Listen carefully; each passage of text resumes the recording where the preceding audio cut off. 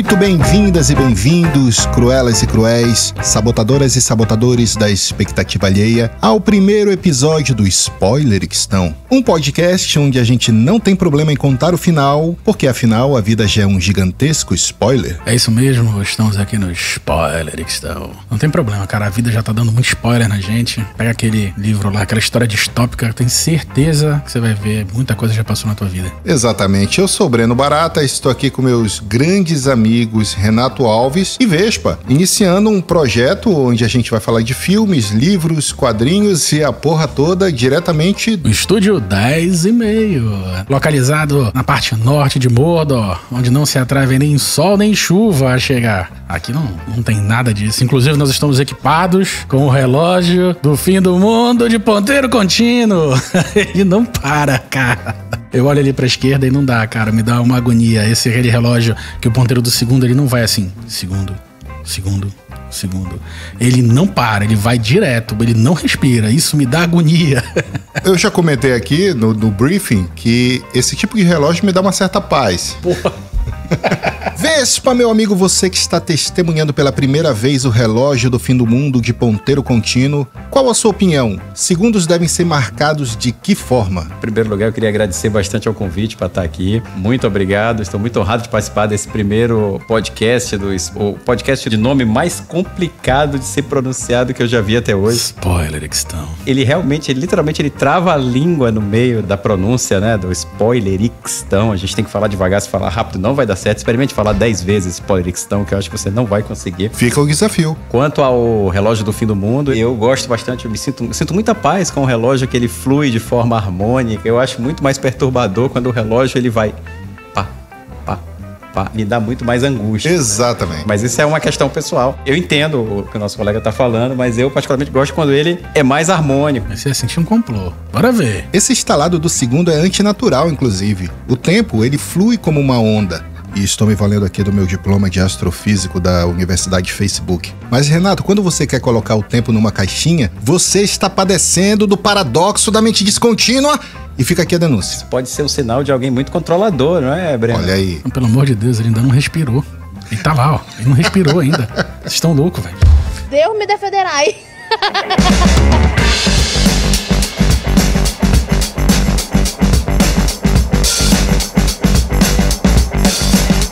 Em 2006, Max Brooks, filho do ator, diretor, produtor e escritor Mel Brooks, publicou um livro sobre aquele apocalipse para chamar de seu, no melhor estilo Se Jorge Romero pode brincar, mamãe, eu também posso, denominado Guerra Mundial Z. Essa obra é continuação espiritual do livro Guia de Sobrevivência a Zumbis, de 2003, um livro que resumia em 330 e poucas páginas como você pode perder algumas horas de vida lendo sobre um inimigo imaginário que nunca vai te ameaçar, enquanto os boletos sugam mensalmente a sua vida, sem qualquer manual do Max Brooks. Ao contrário do primeiro livro, que aparentemente só provocou um plágio com apuro gráfico melhorado pelo Jovem Nerd, o segundo livro, Guerra Mundial Z, virou filme com direção do David Fincher, com o Tyler Durden, claro, também conhecido como Brad Pitt, no papel principal. Renato e Vespa, opiniões gerais sobre esta pérola da cultura pop. Primeira coisa, a gente já vai sair comprando briga com o Jovem Nerd? Sim.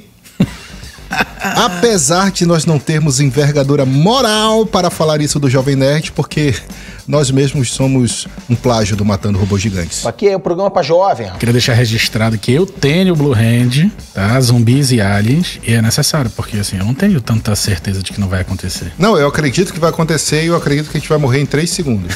Na verdade, cara, se essa porra acontecer... Eu sou a regra número 1 do Zumbilândia. O gordinho que morre lá no campo de futebol americano, porra. Todos nós.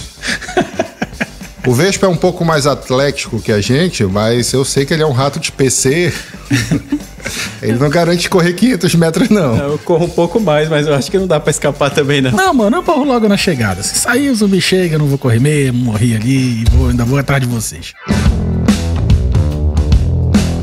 Mas, de verdade agora, Renato, quais as suas impressões sobre o Max Brooks como escritor e, por tabela, as suas opiniões gerais sobre o livro Guerra Mundial Z? Eu acho que é um livro que tem um conjunto de ideias muito boas. Talvez elas não sejam tão desenvolvidas quanto a gente gostaria, mas, inclusive, deixam esses ganchos. Eu acho que o autor consegue, sim, traçar uma linha, desde ali do início, onde o personagem tenta encontrar relatos sobre o paciente zero. Depois, ele vai descrevendo as reações dos países, né? Enfim, alguns menosprezando determinados planos e tal, e aquela catástrofe que a gente vai comentar mais tarde, né? Daquela reação ao tipo de inimigo, como se estivessem combatendo inimigos normais, digamos assim, né? O quanto isso dá errado, o quanto a coisa aperta, e depois ele começa a descrever a solução, que é totalmente diferente do filme, como é que ela vai sendo implantada, ou seja, ele começa tentando achar o paciente zero, descreve a derrocada, depois, no meio do livro, ele descreve a virada de jogo e começa essa subida para chegar, obviamente, ao final de como a coisa vai ser tratada, que inclusive é uma diferença grande que a gente havia comentado aqui internamente, porque no filme você tem a crença de que com aquela vacina, digamos assim, no final,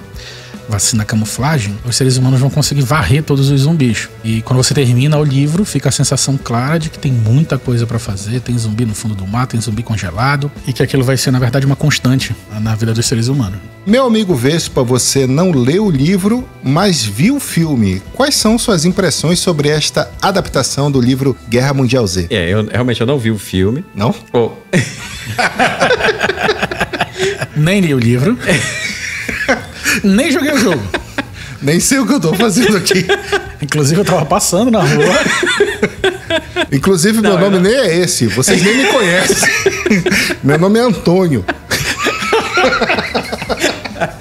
Não, realmente eu não li o livro, mas eu assisti o filme até mais de uma vez. Eu gostei bastante, na verdade. É um filme legal, um filme que evolui bem, um filme que tem uma história interessante, um filme que trata de uma dinâmica que já é muito conhecida no cinema, na mídia pop como um todo. A gente tá falando de zumbi, mas a forma como é abordada eu acho bem consistente, bem legal. Começa, né, com aquela busca da origem de onde veio, né? A gente é introduzido a história com o personagem principal precisando, enfim, se envolvendo lá naqueles resgates iniciais, enfim, vai pro porta-aviões, a humanidade está sitiada e começa-se na busca de qual a origem daquilo, de onde vieram aqueles zumbis, o que fez surgir aquela infestação. Eu acho um filme bem legal, realmente, bem interessante. E já conversando aqui nas nossas reuniões, eu já percebi, a gente vai aprofundar um pouquinho mais, mas que o filme, como diverge em vários pontos do livro, né? E, assim, eu gostei bastante da forma como foi tratado. A solução final eu já não sei dizer se, pra mim, me parece a mais adequada e no filme, inclusive, nem parece que foi uma solução de verdade, porque a gente não vê o que acontece, mas pode presumir de forma bem tranquila que aquilo não vai resolver o problema tão cedo e nem tão fácil. Eu acho, inclusive, interessante a gente agora fazer uma diferenciação. No filme, há um personagem que inicia a jornada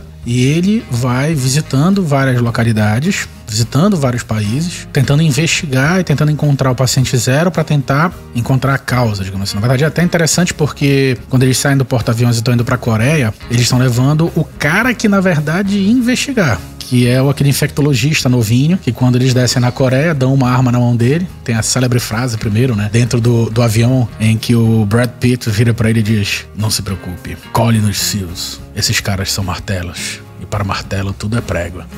Então, eles descem no aeroporto, dão uma arma na mão do coitado, ele escorrega e atira em si mesmo. E a partir de então a investigação é única e exclusivamente com o Brad Pitt, que provavelmente tem um grande treinamento, porque ele já passou pelas paragens mais fodas, né? Então ele tá ali pra investigar e pra tentar descobrir o que foi que aconteceu. E ele vai passando pelos países, vai passando pelos cenários até encontrar, enfim, até chegar ao final, encontrando ali uma suposta solução. O livro, na verdade, também é um funcionário das Nações Unidas que apresenta um relatório baseado em relatos orais da Guerra Mundial Z. Ele ocorre ali mais ou menos há 10, 20 anos após o encerramento do ápice, digamos assim, do conflito, né, da Guerra Mundial Z. E ele vai, ao contrário do personagem no filme, que segue uma linha específica, ele vai e volta, digamos assim, no tempo, conforme os relatos que ele colhe de vários personagens em vários locais, em vários países. Alguém que atuou ali na linha de frente, alguém que teve uma experiência relacionada a um verdadeiro Big Brother dentro da pandemia, dentro da Guerra Mundial Z. Então essa é uma diferença bem significativa. Que é a minha principal crítica ao filme. No livro, você tem um pesquisador que é ligado às Nações Unidas, que está colhendo relatos orais sobre uma guerra que já aconteceu. O filme, com aquele ar mais hollywoodiano, é sobre um cara acompanhando em tempo real diversas coisas que estão acontecendo durante a Guerra Mundial Z. Das duas, uma, ou você tem um grande roteirismo, que é aquela mão pesada dos diretores que faz coincidências inverossímeis acontecerem, ou você tem um cara mais azarado da história do planeta, que é o personagem do Brad Pitt. Eu não estou desmerecendo o filme, eu gosto do filme, e ao contrário do que eu falei no início do episódio, eu gosto do livro também.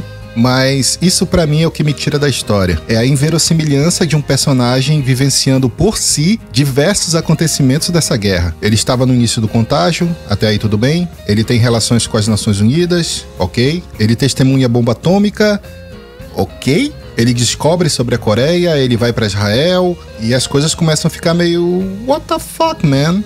No meio de uma guerra. Nesse sentido, o livro é muito mais crível que o filme. A gente teria o seguinte: se o personagem do livro fosse entrevistar o personagem do filme, fariam em 10 páginas e acabava. Isso.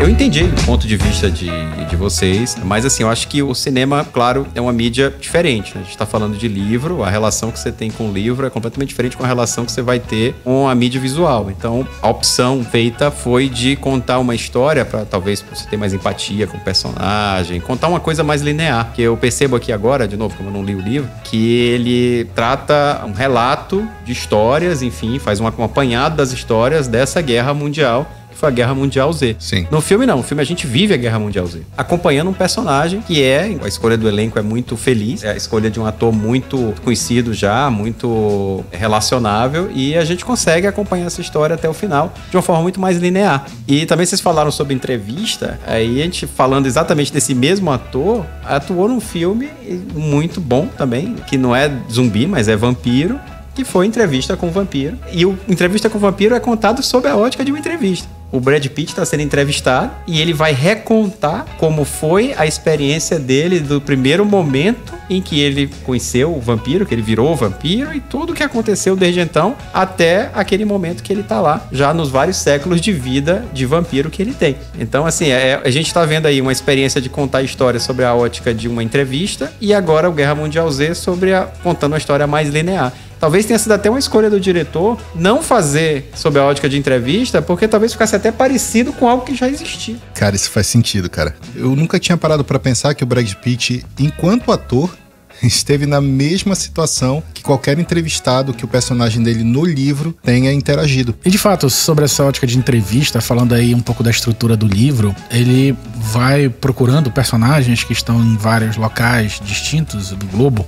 E aí, assim, falando de um ponto que eu acho fraco no livro, é que algumas descrições, algumas contextualizações, elas são bem... vou botar assim, bem, de um gosto bem duvidoso, né? Que contextualizações? É porque toda vez que ele vai começar o relato, antes dele entrar propriamente onde o personagem tá falando e na conversa dele com o personagem, ele descreve basicamente onde ele encontrou o personagem. Então, por exemplo, no Brasil, tem alguém no Brasil.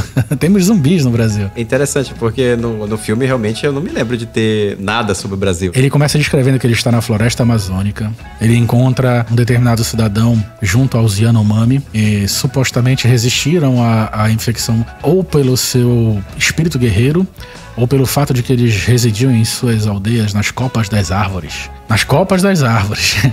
Aí me fez lembrar de Lothlórien, né? Dos elfos que moravam nas copas das árvores. E eu fiquei pensando, porra, a gente tem índio-elfo no Brasil. Então, assim, essa descrição do Brasil, ela é bem caricata. Já começa por aí, por onde ele supostamente encontra o cara. Basicamente, o que acontece no Brasil? No Brasil, o Brasil, ele é o capítulo mais estereotipado do livro. Não sei se porque nós somos brasileiros, então a gente consegue perceber as nuances sobre o quanto ele foi... maluco e preconceituoso sobre a nossa realidade. Ele foi quase um Simpson. Cara, o Simpson nunca chegou perto de ser Simpson nunca chegou perto. Então deixa eu descrever a cena. Por favor. Esse cara, ele era o auxiliar do Dr. Silva, que operava no Brasil como uma parte do tráfico internacional de órgãos. Então esses caras recebem o Harry Miller, pra fazer uma cirurgia, salvo engano, ali de coração. E esse órgão vem da China. E eles fazem ali a cirurgia e tal. Termina a cirurgia. E segundo o que o autor coloca, o auxiliar foi para aquilo que os médicos costumeiramente fazem depois de uma cirurgia complicada. Ele foi ali pra um cabaré. Poteiro. E aí quando ele tava ali na onda e tal, e aí a secretária liga pra ele, diz, olha, deu algum problema, volta. Aí ele volta pro hospital, quando ele chega, o Miller está literalmente comendo alguém. Virou zumbi. Virou zumbi. Ele está comendo não no sentido bíblico. Perfeito. Pois é, então ele vendo o Miller ali comendo alguém não no sentido bíblico, ele, como um bom morador do Rio de Janeiro, saca a sua Desert Eagle e atira na cabeça de Miller. Como se fosse muito simples ter uma Desert Eagle, né? A primeira coisa que eu queria pontuar é justamente isso. O autor trata Desert Eagle como se fosse uma arma que todo mundo carrega, né? A gente compra uma caixa de sucrilhos no supermercado e vem uma. A outra coisa é o Rio de Janeiro como polo mundial de cirurgias clandestinas de órgãos traficados no mercado negro. Bom, a gente não tem como saber se é ou não verdade. Na verdade, essa parte aí é mais crível do que a da Desert Eagle. Particularmente, inclusive eu tô desatualizado porque eu não tenho a minha ainda. Mas eu tenho órgãos transplantados no Rio de Janeiro vindos do mercado negro da China. Caralho, tu pode tornar zumbi, velho? Vai saber. Tu tava fora do Brasil, irmão?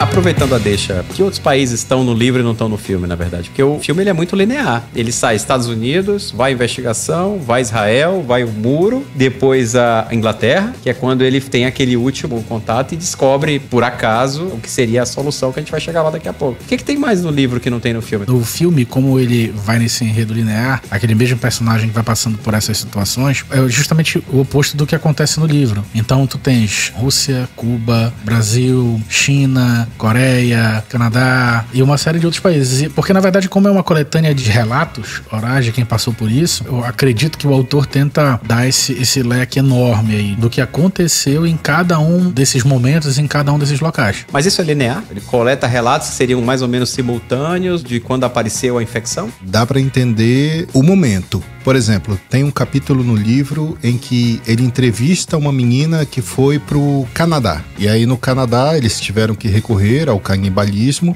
E isso tem sua importância no mote da história. E existe capítulos em que ele fala sobre uma guerra civil na China, por exemplo. Nesses casos, você não consegue traçar uma linha do tempo se o capítulo X aconteceu antes do capítulo Y. Mas existem capítulos que pontuam muito bem a timeline dessa Guerra Mundial Z. Por exemplo, a Batalha de Yonkers, que acontece no início da guerra, a gente consegue ter uma compreensão clara que ela acontece antes do plano sul-africano, que a gente vai falar daqui a pouco. Tá, por que eu perguntei isso? É que vocês estavam falando do médico. Quando ele transplantou esse coração, já estavam explodindo casos? Já se sabia no mundo que os zumbis existiam? Não. Dá pra entender que foi no início da pandemia. Seria no início, então? Seria no início. Não sabe ainda o que tá acontecendo, na verdade não tem nem notícia. A linha que é seguida pela história é o seguinte: começa, a coisa piora, tem a situação bem complicada de que eles não sabem como combater, ou enfim, até um certo ponto em que eles adotam o plano Hedeker, que é a solução sul-africana para combater a situação. Então o jogo começa a virar. A partir de então eles entendem como combater. O Breno falou bem sobre a questão de Yonkers, que a gente consegue perceber no livro o seguinte: Yonkers é uma primeira batalha nos Estados Unidos, em que eles utilizam toda a tecnologia à disposição para aquilo que eles conheciam como guerra. Ele usa muito aquelas abreviações bem características do que é uma determinada arma e diz... Ele fala da bomba termobárica. Cara, essa especificação...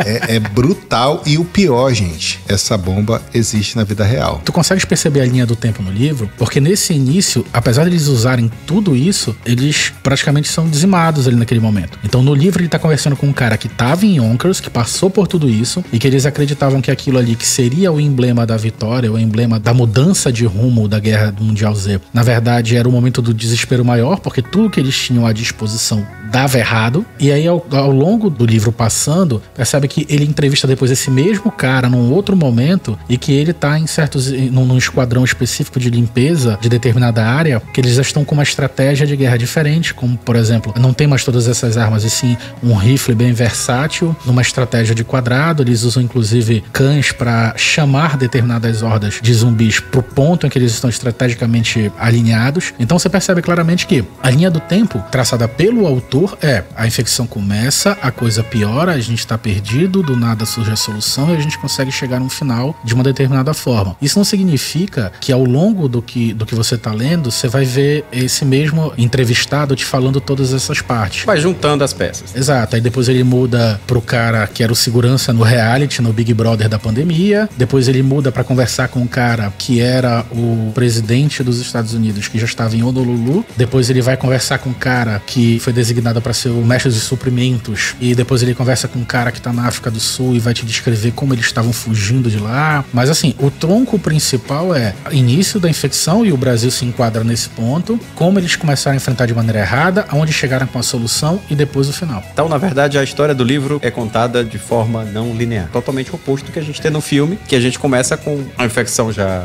acontecendo e aí vamos tentar investigar para tentar descobrir o que a gente pode fazer para combater. Esse é o ponto. O livro pode ser o filme, 20 anos depois do final dessa guerra que a gente está vendo acontecer no filme. Porque assim, ele começa com a busca do paciente zero, inclusive ele dá a entender ali que já sabiam da infecção, tanto que no primeiro capítulo ele descreve a conversa de dois médicos que são amigos, dois médicos chineses, e quando um fala, olha, aconteceu isso aqui, o outro do outro lado diz, não, espera que a gente vai mandar reforço pra ir, digamos assim. E na verdade era uma equipe que já tinha tratado daquilo, já estava lidando com aquilo há um tempo, e aí depois ele começa a falar como é que essa coisa vai se espalhando. Ele fala de atravessadores, será que a gente pode falar assim? De quem conseguia tirar pessoas da China ou dali daquela região para outros países. Ele começa a falar como o vírus está se espalhando, e é onde ele chega a exemplificar com o Brasil, ou seja, um órgão transplantado saiu da China para chegar no Brasil, e obviamente ali começou a coisa. Então assim, o tronco principal é esse, é como começa a se espalhar a coisa, como eles tentam combater, chegando num ponto de desespero, digamos assim, o ponto em que eles encontram a solução e a coisa começa a virar, e a partir dali como eles começaram a, digamos assim, limpar o terreno.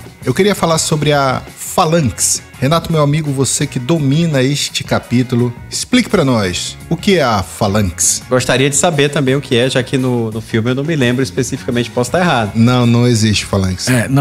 Eu acho que isso não existe no filme. Não, no filme não existe. A gente tá ali no auge da infecção, é o período em que a coisa tá se espalhando e começam a surgir remédios milagrosos. Pra quem já viu aí também o filme Contágio, vai lembrar do Forsythia, em que um personagem vendia aquilo como a solução e o remédio definitivo para que você não contraísse a gripe. E é o seguinte, simplesmente um determinado cidadão lá começa a vender, enfim, uma indústria determinada começa a produzir uma vacina contra aquilo que eles chamavam de raiva africana. E, na verdade, é um capítulo em que esse cara começa a descrever a oportunidade que ele teve, isso na visão do cara que está sendo entrevistado, ou seja, ele está falando, a oportunidade que ele teve para realizar o grande shot dele ali para ganhar dinheiro. Tanto que esse cara, ele tá falando, ele tá sendo entrevistado de um local muito ao norte. Lembras agora onde é? Muito ao sul, na verdade. Está na Antártida. Perdão. Então, assim, você errou por uma bola gigantesca chamada Terra. Mas é tudo frio.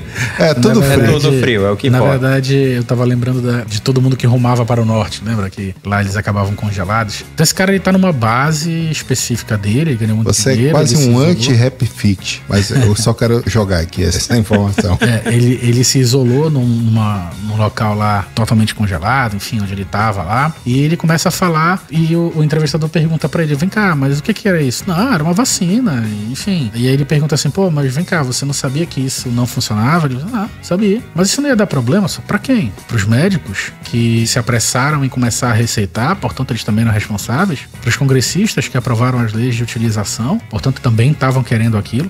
Na verdade, no próprio capítulo, ele deixa claro que o que ele vendia não era um remédio para raiva africana. O que ele vendia, na verdade, era o medo. Ele se aproveitava do medo das pessoas para vender o que quer que fosse. Tanto que ele também fala que eles começaram a vender vários outros produtos. Aquilo era uma oportunidade excelente. Então ele, por exemplo, vendia purificadores de ar. Mas ele não dizia que os purificadores de ar matavam o vírus que transmitia. Não. Eles simplesmente diziam que eram os purificadores de ar da mesma empresa que produz a Phalanx. E as pessoas acreditavam que aquilo supostamente lhe dava algum tipo de proteção. A gente gente vê muito isso em que, assim, remédios sem eficácia, ou outro dia, infelizmente, eu vi uma notícia de que na Índia estavam passando fezes de vaca como supostamente um escudo para não contrair a Covid. Então ele deixa bem claro isso, que o interesse comercial dele, apoiado obviamente no medo das pessoas, ele conseguia vender tudo aquilo que ele podia, mesmo sabendo que aquilo era ineficaz. O cão é muito bem articulado.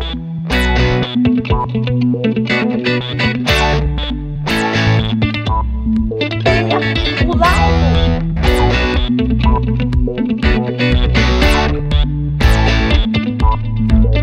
Uma das cenas mais marketeadas do filme Guerra Mundial Z foi a cena de Israel. Passou muito nos trailers, é a capa do filme, saiu em todos os pôsteres. Vespa, tu que acompanhou o filme, me fala um pouco assim, quais foram as tuas impressões sobre essa cena de Israel, que é tão impactante e tão emblemática desse filme? Meu amigo Breno, a sequência de Israel, pra mim, é sensacional. Inclusive, até um detalhe pra chamar a atenção isso no filme, quando eles estão a caminho de Israel, ele tá tentando usar o telefone pra falar com a mulher dele, né, com a esposa dele. E do nada... Eu já vi que tu queres falar sobre isso. Então vamos discutir as esposas ligando para agentes muito fodásticos ninjas em situações de crise, como nós, inclusive, né? Todos nós, soldados de elite da vida, recebendo ligações inoportunas em momentos de tensão, como aconteceu na cena da ligação.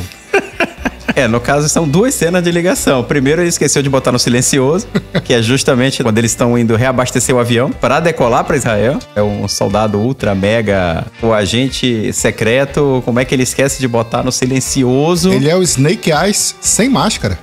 Mas uma das skills dele não é saber colocar o celular no silencioso. O Renato tá tímido, ele não quer fazer observações sobre esposas ligando para ninjas operacionais em meio a crises. É que eu não quero apanhar em casa. Pode dar problema.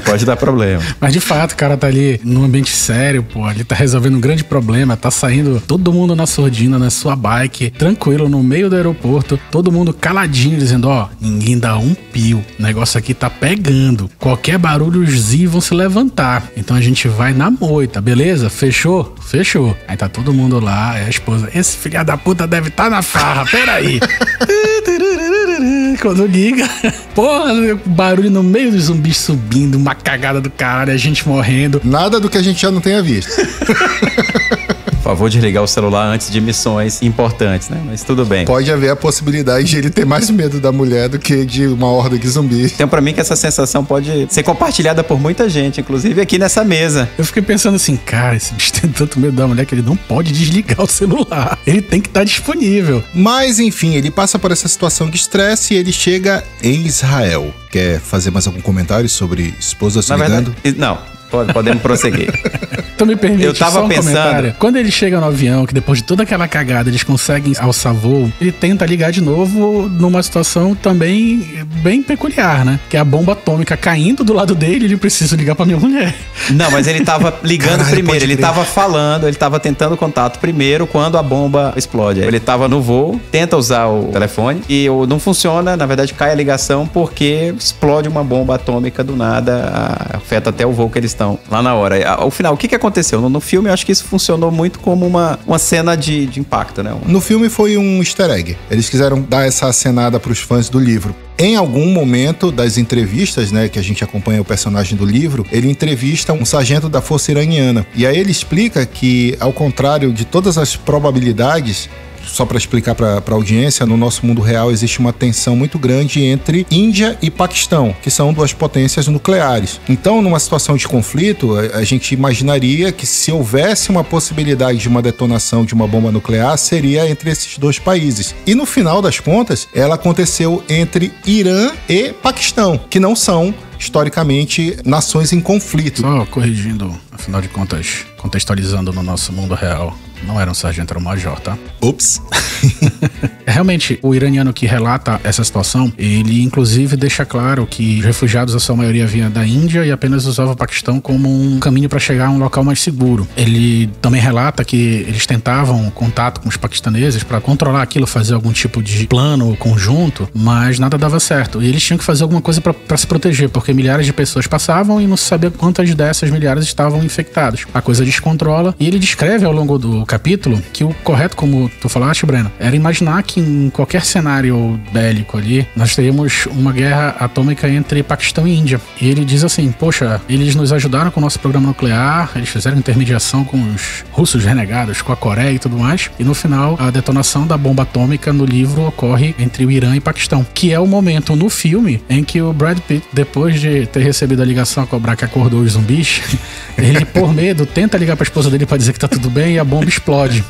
Então a gente vê ali o medo do rapaz relacionado a dar satisfação pra esposa, mas que também é cortado com a explosão da bomba atômica, não é isso? Exatamente. Duas observações sobre essa cena. A primeira, reforça o que eu falei sobre o filme poder estar no mesmo universo do livro. Eventualmente, a história que a gente está acompanhando no filme, ou nos filmes, porque se falou muito em trilogia de Guerra Mundial Z nos cinemas, ele pode virar o livro, que é uma compilação de relatos orais sobre esses eventos que a gente está vendo nas telonas. E a segunda coisa, eu sempre uso essa desculpa quando não atendo o celular. Uma bomba atômica foi detonada e emitiu um pulso eletromagnético que inviabilizou aqui que eu atendesse. Olha, eu normalmente digo que eu tô num elevador dentro de um túnel, mas essa é boa.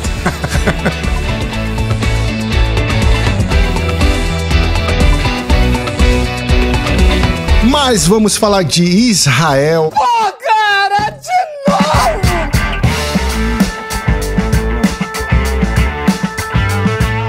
Uma das melhores cenas de ação da história do cinema. Temos aqui alguma divergência, mas provavelmente ela se encontra entre o top 500.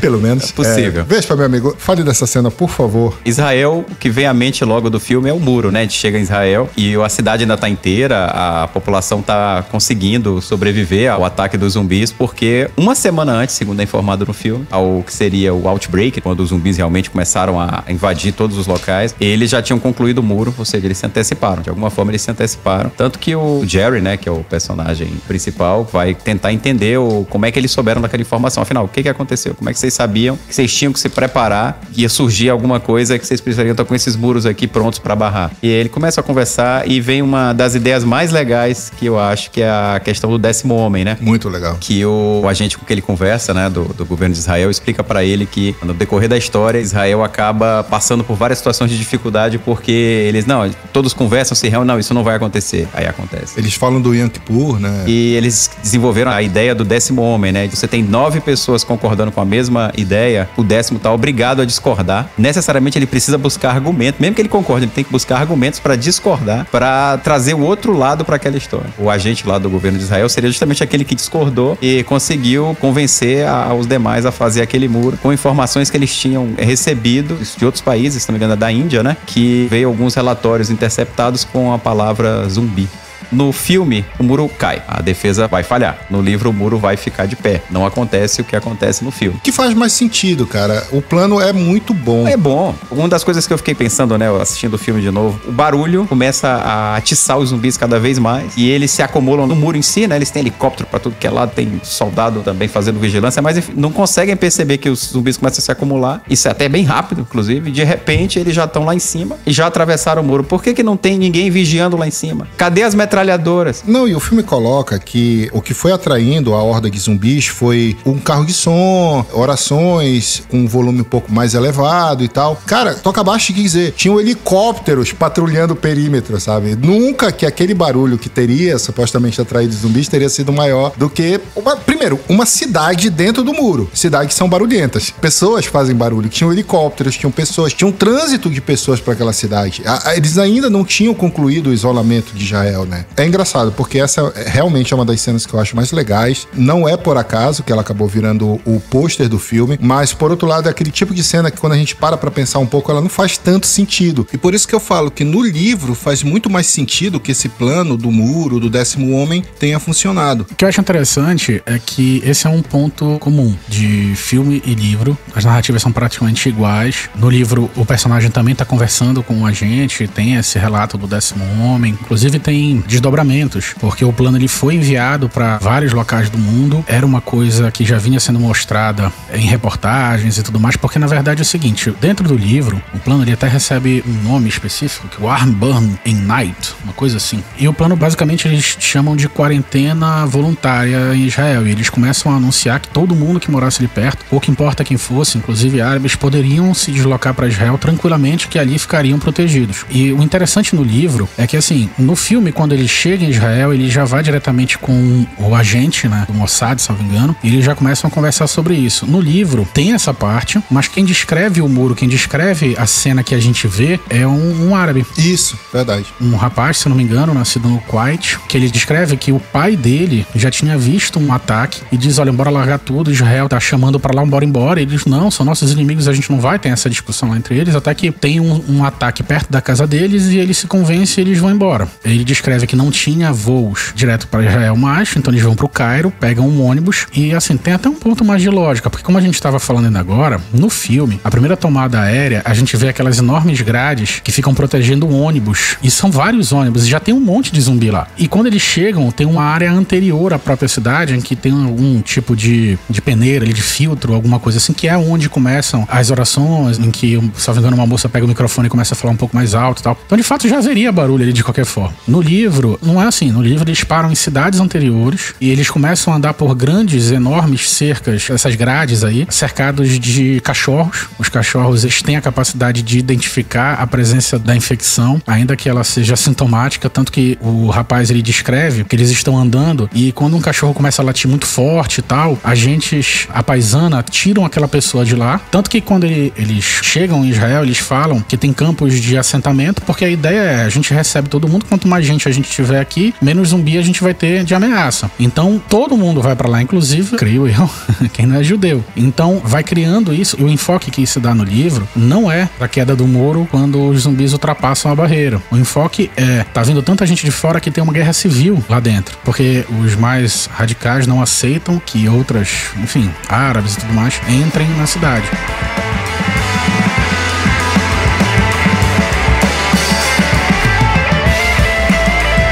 Permite uma parte? Não lhe dou a parte. Não lhe dou a parte. Falando em cena de ação, que Israel teria uma das melhores cenas de ação, como o nosso nobre Breno já colocou, quando a cidade é invadida, uma das cenas que chama a atenção é que eles estão em fuga, né? Já a cidade sendo tomada pelos zumbis, e ele é acompanhado por uma soldada, na verdade, né? Que tá dando apoio pra ele lá. São duas coisas que acontecem. Primeiro, ele percebe, assim, ele para, olha do outro lado de uma passagem, e ele vê um garotinho se abaixando, né? Parado, careca, né? E você claramente percebe que é uma criança com câncer. E ali é o ponto que o Jerry percebe que os zumbis, por algum motivo, estão ignorando aquele personagem, aquela pessoa. E isso vai servir de link pra ideia que ele vai ter lá na frente. Outro ponto que eu achei foda, que é no meio da fuga, quando ele é atacado, a soldado ajuda ele e quando o zumbi vai em cima dela, ela é mordida. E o Jerry não conta a conversa e pega uma faca, né, e já corta a mão dela. E essa é uma cena bem chocante, na verdade, né? Ele tenta logo fazer um curativo, alguma coisa, conta lá o tempo, né? Porque no filme meio que se estabelece que 10 segundos é o tempo necessário pra você virar um zumbi. E ele conta lá e vê que ela não se transforma. Ele não sabia que ia dar certo, na verdade. Ele não tinha a menor ideia se fosse dar certo ou não, mas conseguiu salvar. A soldada estava acompanhando ele lá na hora. E quando ele tá chegando no aeroporto, ele só vê o avião decolando, indo embora. E eles praticamente sequestram um avião que já tava para decolar. Ele chega lá armado, manda o piloto parar o avião, e é lá que ele vai ter o insight, casando com essa percepção que ele teve, né, de que os zumbis por algum motivo não estavam fazendo nada com aquela criança, né? Não só a criança, como também aquele outro personagem na Coreia. Então ele casa isso e o destino do avião agora vai ser algum laboratório que ele consiga desenvolver essa ideia que ele teve lá na hora. O interessante desse ponto, muito bem colocado aí pelo Vespa é que é o insight da solução que resolve o filme. E aí eles vão tentar encontrar perto da rota onde eles estão alguma estação de pesquisa de saúde e tal. Esse cara é tão foda que ele fez isso, ele calculou a rota e ele já preveu aonde o avião ia cair e ele só desceu da cadeira, né, destruída que ele tava. Ele sai ferido da queda. Aquela coisa tranquila, meu irmão.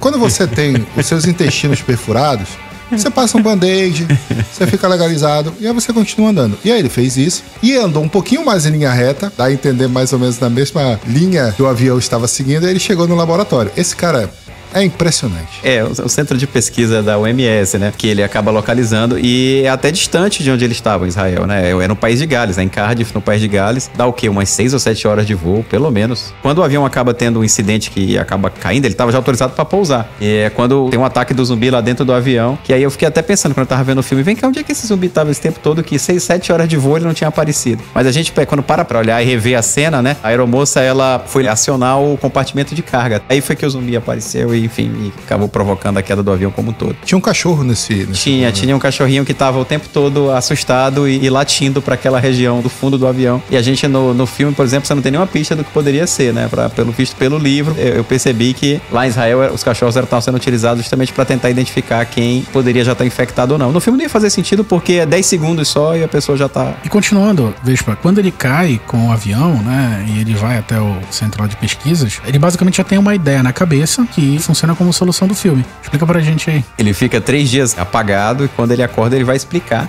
Pelo que ele percebeu, por algum motivo os zumbis não atacavam pessoas que tinham certas condições aparentemente terminais, doenças graves. E é por isso que ele queria chegar lá naquele local e pergunta pra eles se eles tinham algo grave que traria uma doença terminal, mas que fosse curável, que pudesse servir de depois ter algum tipo de cura para quem utilizasse. É uma ideia completamente maluca, na verdade, né? Você parar pra pensar, você vai se infectar com algo grave pra depois você testar essa ideia, você tem que ficar cara a cara com um zumbi pra saber se ele vai ou não lhe atacar realmente. Então é uma ideia meio completamente maluca. Mas isso vai pra frente no filme, é uma sequência muito legal, bem tensa mesmo, bem interessante. E quando ele chega no final, acaba que só ele chega na parte onde de fato tem os frascos, né? Onde está guardado lá vários tipos de patógenos. E até falam, né, que se ele pegar qualquer coisa do lado da esquerda lá, ele vai estar morto quase que imediatamente, né? Aí ele acaba pegando de fato um dos patógenos e ele não sabe nem o que ele tá injetando nele. E precisa ter muita coragem pra fazer isso, na verdade, né? Mas ele sobreviveu à queda de um avião, cara. Com uma fuselagem no bucho. Na minha escala de sobreviventes é o seguinte: em terceiro lugar, Wolverine. Em segundo lugar, John Wick.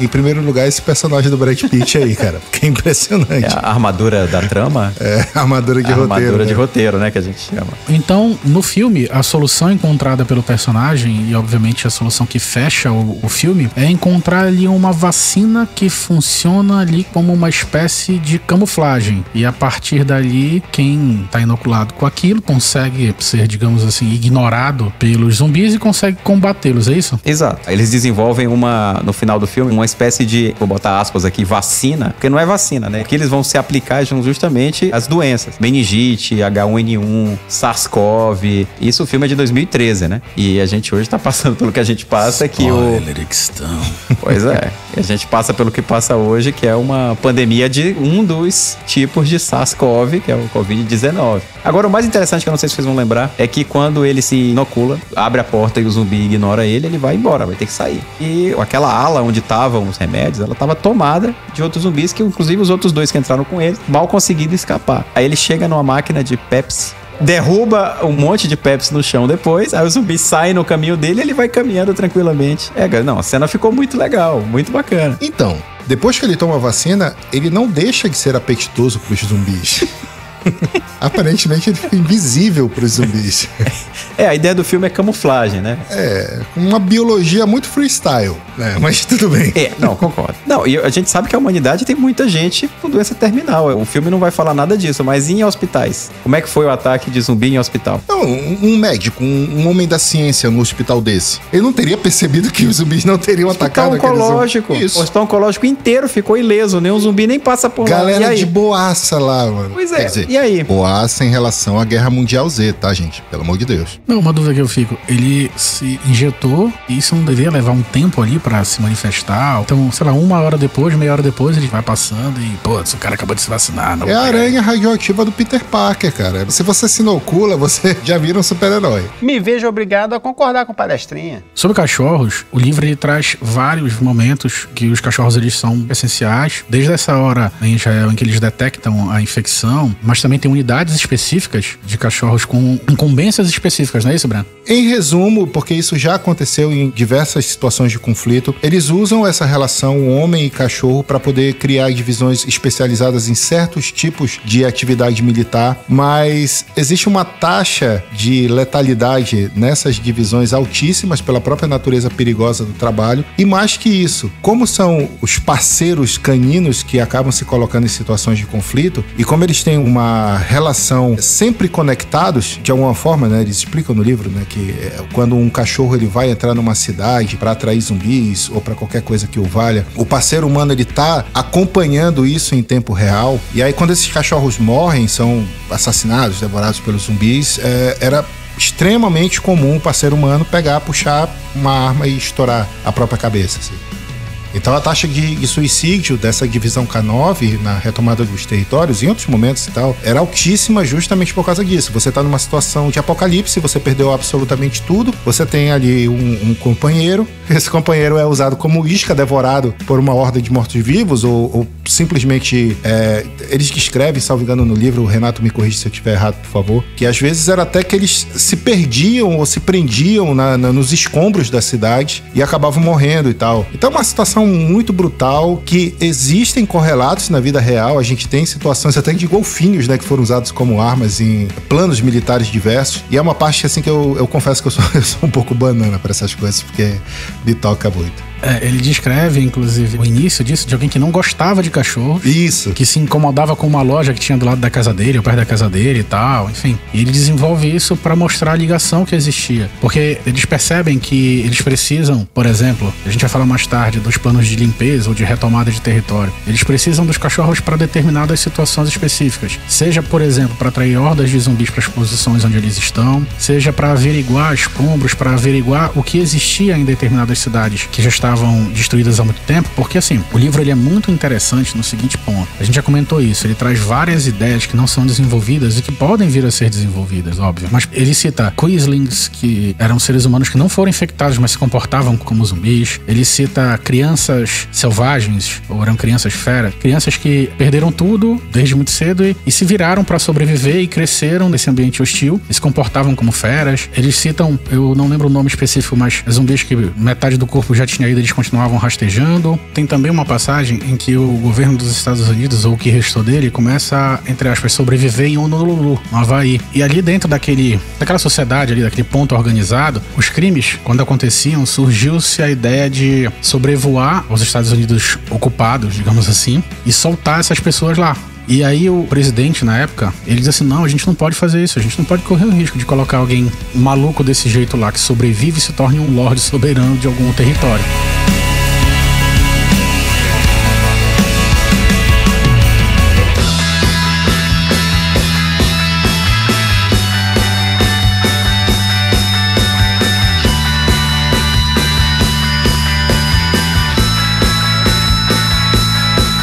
Mas isso que a gente já está adiantando começa com o que eu julgo ser a parte mais polêmica do livro. Renato, meu amigo, fale para nós o que é o Plano Heidegger. Aí é o ponto de divergência máximo, né, entre filme e livro. No livro, há um tronco, né, em que ele começa pela infestação, a tentativa de combate a isso, com os meios que eles tinham. Não dá certo, a coisa começa a piorar, começa a degringolar, até um ponto em que eles encontram uma solução e a partir daí começa a virada de jogo. E a virada de jogo no livro chama-se Plano Heidegger.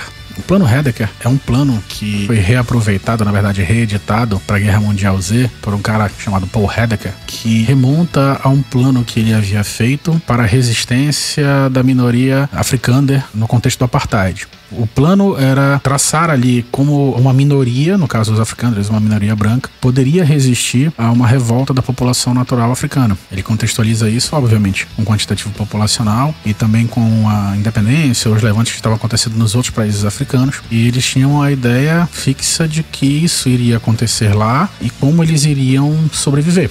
Porque o que representaria, segundo ele, não seria apenas a queda do governo, mas o extermínio dessa população africana. Óbvio que no próprio livro ele deixa claro ali os tons racistas, enfim, em relação a isso, mas ele quer também deixar patente que a coisa era muito pragmática. Inclusive o Paul Hedeker diz que a primeira coisa que tem que morrer nesse plano é o sentimentalismo, é qualquer tipo de emoção, uma coisa parecida, que impeça a sobrevivência dessa minoria. Bom, não foi utilizado o plano, mas quando estoura a infecção e ela vai tomando proporções absurdas, obviamente que os vivos eram a minoria. Então ele está isolado em algum determinado ponto e, por um exercício intelectual, segundo ele está atualizando o plano, que antes era para a resistência de quem comandava o apartheid, para agora a sobrevivência dos seres humanos ali naquela situação. O plano tinha um pressuposto, era entender que se você tentasse salvar todos, os teus recursos uma hora iam esticar até certo ponto que eles iriam terminar, você não ia conseguir salvar ninguém, todos iriam morrer. Então ele deliberadamente selecionava pessoas que deveriam sobreviver. Para isso ele utilizava critérios de QI, fertilidade, enfim, uma série de outras coisas. E essas pessoas teriam que ser isoladas junto com o poderio militar daquela nação em um determinado ponto em que eles pudessem se defender, num cenário montanhoso ou numa ilha ou protegidos ali por um rio. Concentrariam todo o poderio militar possível ali, junto com essas pessoas escolhidas, e a partir de então sobreviveriam à Guerra Mundial Z, à infecção. E um detalhe mais escroto, digamos assim, é que numa parte do plano, uma parte bem de cunho prático, era a solução relacionada a como sair de determinadas posições defendidas, onde tinha população, para concentrar esses recursos militares nessa outra posição que podia ou deveria ser defendida para que a população sobrevivesse. E a solução era simples, era deixar iscas humanas. Eles deixariam bolsões de população, inclusive com defesa, em determinados locais para que essa população não seguisse as forças militares e para que elas servissem de isca para os zumbis enquanto eles se deslocavam para o ponto onde eles iriam resistir. Essas pessoas eram destinadas a morrer mesmo. E eles então se colocariam nesse ponto de resistência e a partir daí sobreviveriam. Não tendo lido o livro, eu escutei a explicação muito boa do Renato agora, me veio uma indagação aqui de natureza ética mesmo, né? Pelo que eu entendi, a ideia do plano era para dar tempo de se criar uma resistência efetiva. Você deixaria alguns bolsões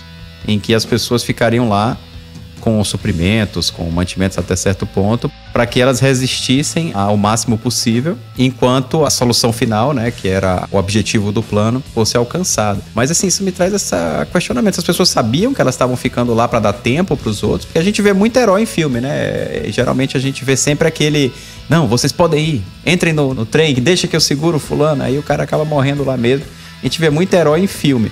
Mas eu queria saber se na história era assim, as pessoas sabiam o que estava acontecendo, ou elas achavam que elas estavam salvas, ou de alguma forma seguras naquele local, mas na verdade já sabia que elas iam só servir para um propósito maior. A tática era recuar, reorganizar, reconquistar. Para isso, o Hedeker sabia que não poderia ser todo mundo. Ele contava que as pessoas iriam morrer. Ele contava que ele iria usar pessoas como isca para que os zumbis, entre aspas, tá, gente, perdessem tempo se alimentando dessas pessoas, enquanto as pessoas que, porém, em formas de escolha, seriam aquelas que iriam se proteger e retaliar. Ele contava com todos esses pontos do plano. Então, essas pessoas que ficavam para trás, elas eram iscas na maior acepção da palavra. Elas não sabiam. Ou, quando muito, eram pessoas que ficavam para trás com um instinto de missão do tipo, olha, você fica para trás, mas nós vamos dar condições para que você sobreviva a esta agrura. E poderia ou não chegar essa ajuda. É uma guerra, né? Guerra Mundial Z. A gente tem precedentes na história, por exemplo, na Segunda Guerra Mundial, de algumas divisões que foram cercadas e meio que se sacrificaram para que outras conseguissem escapar. O exemplo disso é o Dunkirk, né? Que uma parte do contingente ficou distraindo ainda os alemães até que se conseguisse fazer aquele resgate dos soldados britânicos e franceses, né? Sim, eu vou além. Sob todas as óticas, o dia D é um massacre, cara. É um massacre que ele ele foi planejado e ponderado e decidido. Na guerra pessoas vão morrer. Pois é, mas o que me incomoda, inclusive ele coloca isso nos capítulos seguintes do livro, é que existiam posições militarmente defendidas e que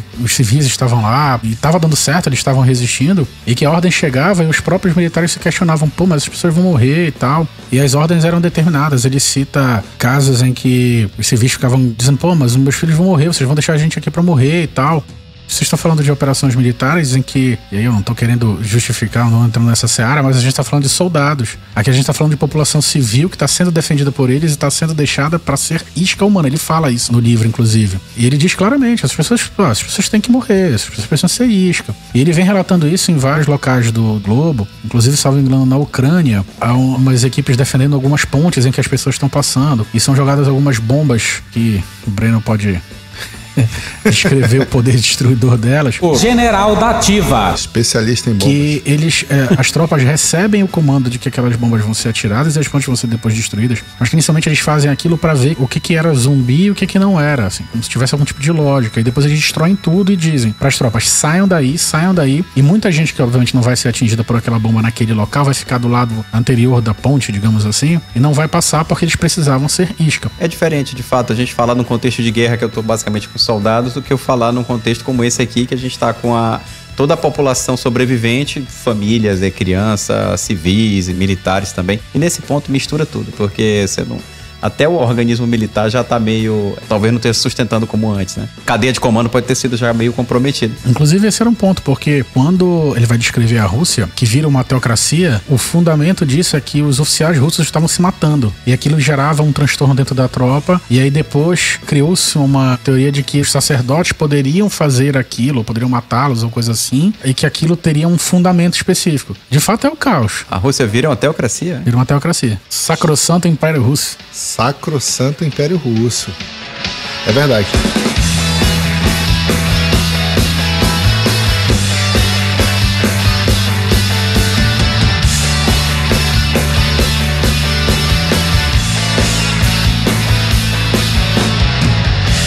Pessoal, e o Dr. Fassbach, é o nome dele. O que vocês acharam da morte dele lá no livro e no filme, pelo visto, é a mesma coisa? No livro ele não existe, no filme ele é um cabação. O rapaz é gótico. Gótico cultua a morte, transa em cemitério. Ok. No livro ele não existe, é? Ele não existe no livro. Pois bem, vamos pensar no filme então. Vocês não acham que foi uma irresponsabilidade do Brad Pitt, tão experiente, dar uma arma pra aquele cara que realmente não sabe o que fazer com ela? Você vê no próprio filme, ele tá lá, quando eles estão descendo do avião, segurando a arma pra baixo, mas com o dedo no gatilho. Ele tira o dedo do gatilho. Aí ele vai e tira. Aí de repente os zumbis começam a vir pra cima, ele se apavora, corre pra dentro do avião, tropeça, cai e dá um tiro na própria cabeça. Pra mim, eu acho que o Jerry, né, o personagem do Brad Pitt, tem o sangue daquele cara nas mãos dele. Eu não sei, eu queria que ele morresse, porque realmente você não era pra dar uma arma pra uma pessoa tão inexperiente como aquele cientista, né? Pra mim, ele queria que só um encontrasse a cura. Ele queria tomar o controle da missão, não era isso? E tem justificativa, porque ele sabia que a família dele só poderia continuar no porta-avião se ele fosse essencial ainda. Se ele fosse utilizável. Portanto, para manter a sua função na missão, ele fez questão de dar uma arma destravada na mão de quem não tinha condição de operá-la. Inclusive porque antes ele chega e diz: olha, não se preocupe, a gente vai pra lá, vamos seguir tudo que os SEALs falam, então cola na bunda deles e faz o que eles disserem. Aí do nada ele chega: não, tudo bem, agora vem cá, ninguém tá ouvindo, toma aqui uma arma destravada, mano. Vocês fecharam. Vocês resolveram um caso de assassinato que usou uma pandemia mundial pra esconder a maldade da pessoa. Isso faz muito sentido. Eu sei que eu já usei essa frase, mas... Isso faz sentido. Com certeza. Pra não repetir mais uma vez, tem que dizer que eu falei de acordo. Estou de acordo. Ele pega um jovem mongolão inexperiente, criado no sótão, provavelmente muito competente na sua área, mas desprovido das maldades, dos meandros turbulentos e acinzentados do Black Ops mundial, e ele leva esta criança para o meio de um conflito e dá uma arma na mão dessa criança. Brad Pitt é um homicida, ele não é o herói, ele é o vilão. Vocês estavam acompanhando a história de um vilão. Fica aqui a denúncia e a minha revolta. Onde a gente vai parar? Isso é inversão de valores. É droga. Porque infelizmente eu vou ter que falar isso aqui. Eu imagino a notícia: jovem promissor virologista assassinado em trama por suposto super preparado soldado que queria garantir abrigo para sua família.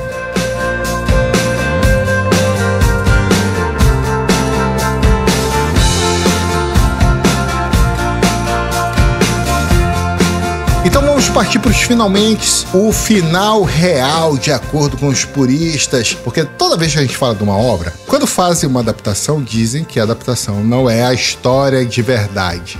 Eu discordo fortemente disso, mas enfim, eu não vou entrar nesse mérito agora. Mas o fato é, no livro, na obra original, o grande final começa com o Plano Heidegger e suas variantes e a recuperação dos territórios. E aí, meu amigo Renato tem grandes informações sobre isso que vai passar para vocês agora.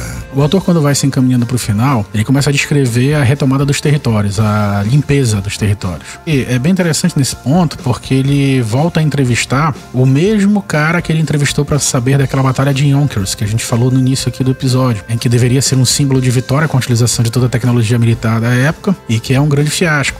E esse mesmo cara participa, se não o primeiro, se não me engano é o primeiro, se não um dos primeiros pelotões de limpeza. E ele começa a descrever a tática que era utilizada, que é bem diferente daquilo que era no início. Enquanto o início era marcado por uma série de tecnologias e tudo mais, o final era uma coisa bem mais acertada, bem mais fechada. Enquanto lá em Yonkers existia uma intenção de utilizar todo o poderio de tecnologia e bombas e tanques e tudo mais, já nas operações de limpeza existia uma formação de pelotões com um armamento mais específico. Eles usavam um rifle bem versátil, que ele inclusive fala que naquele momento não tinha como produzir de outra forma, então esse rifle parecia muito com rifle de Segunda Guerra Mundial e tal. Ele também fala que em Yonkers eles tinham uma super, entre aspas, tá? Armadura, que inclusive tinham headphones e o medo passava por esses headphones, eles não usavam mais nada disso, eles tinham um uniforme mais simples e eles tinham uma tática. Ele rememora inclusive as batalhas anteriores na história em que você formava uma linha de atiradores, um em pé e o outro de joelhos ou agachado, enfim, para ficarem posicionados em uma situação específica enquanto os zumbis chegavam.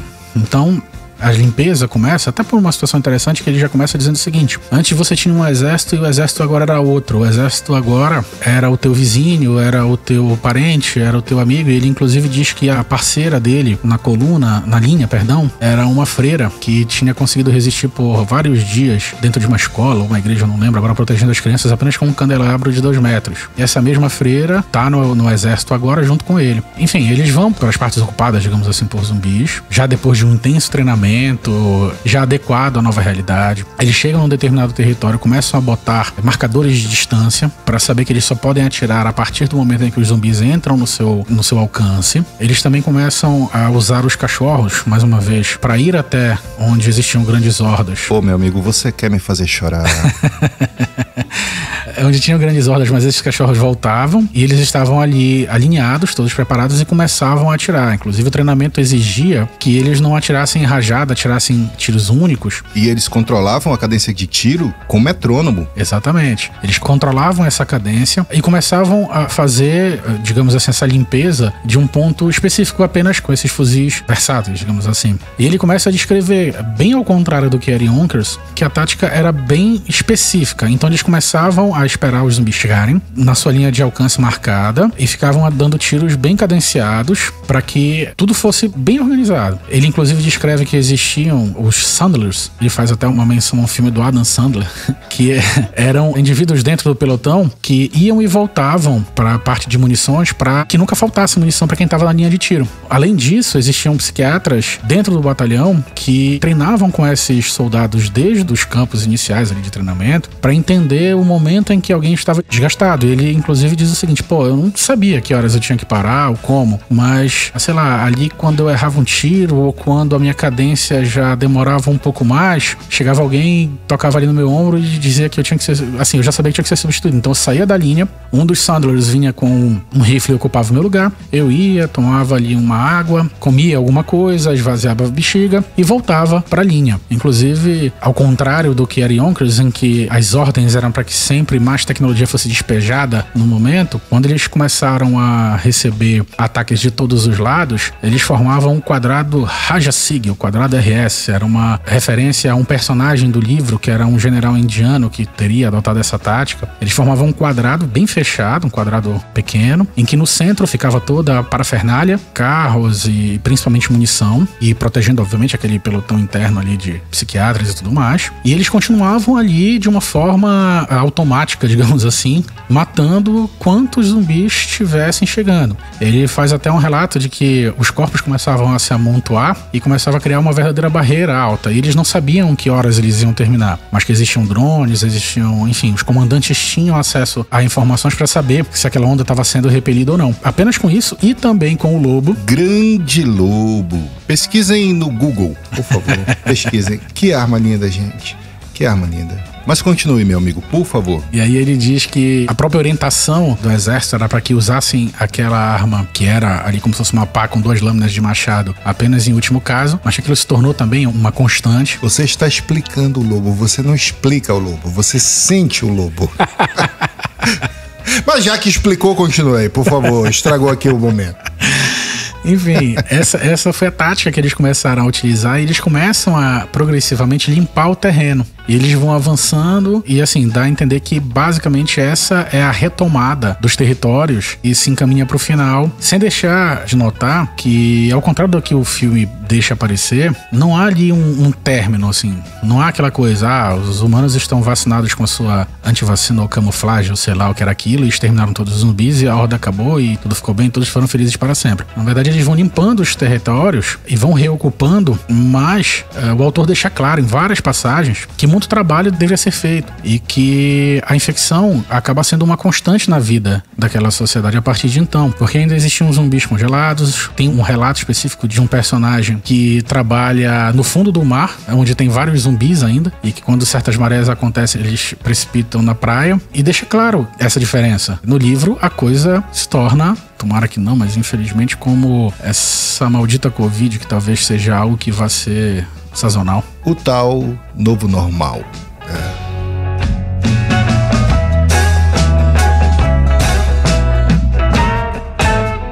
Pô, eu conheço o trabalho de vocês, sei da seriedade.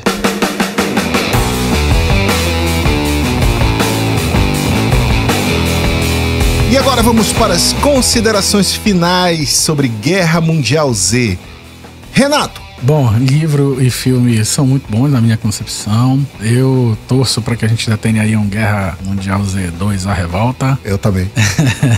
Porque tem muitos conceitos ali dentro do livro que não foram explorados, como os Quislings, como as patrulhas de bairro, as patrulhas noturnas, as crianças selvagens, tem muita coisa. Então, é um livro que eu particularmente gostei bastante, o filme também, e merece aí uma menção ao jogo, inclusive, do PS4, que segue a lógica do livro, que você escolhe personagens em cidades ao redor do globo, como por exemplo no Japão, em que online você com mais 3 formam uma equipe de escolta a um ônibus cheio de sobreviventes para chegar em um determinado local. Então, é uma experiência bacana. Não, e o legal é que esse jogo, ele tem a estética do filme, mas a essência do livro. E tem a serra elétrica.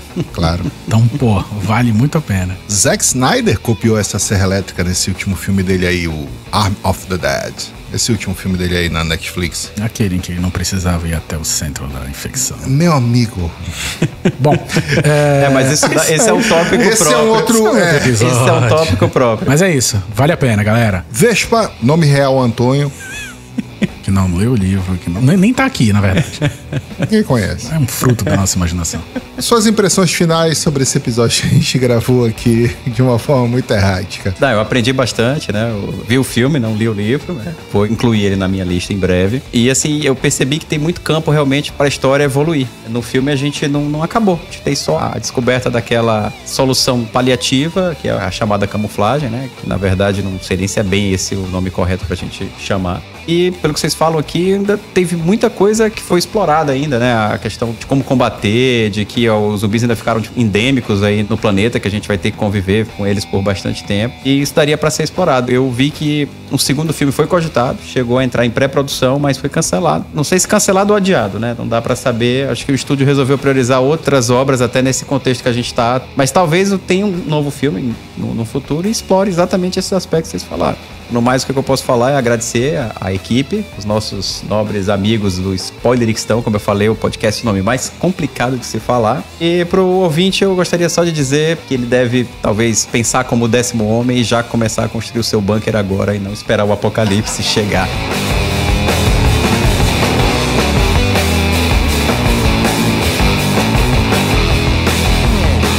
Alô galera, estamos aqui nos despedindo diretamente do estúdio 10,5, na parte norte de Mordor, onde o sol não chega, onde a chuva não se atreve a chegar também. Logo depois ali daquele pântano de cadáveres, a neblina já começa a descer no ambiente, o relógio ainda não parou nem por um segundo, tá na hora de dar tchau. Falou!